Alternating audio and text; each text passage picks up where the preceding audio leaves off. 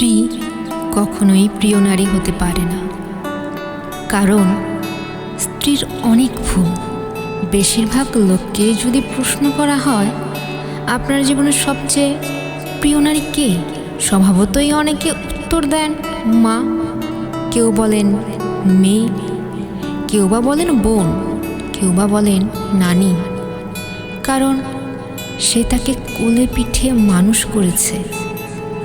এমন অনেকগুলো সম্পর্কের কথাই উঠে আসে। খুব অবাক লাগে, একজন মানুষও উত্তর দেন না তার বউ তার সবচেয়ে প্রিয় নারী।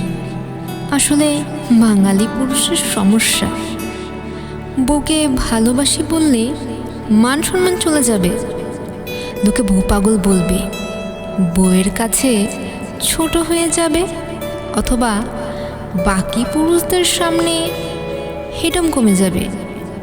এমন একজন মানুষও কি নেই যার হাসপাতালের বেডের পাশে নির্ঘুমন্ত রাত কাটিয়েছেন তার স্ত্রী, অথবা একসাথে জীবনের যুদ্ধটা করবে বলে বাবার বাড়ির আভিজাত্যকে দূরে রেখে স্বল্প বেতনের ছেলেটার হাত ধরে বাবার বাড়িটা ছেড়ে এসেছে।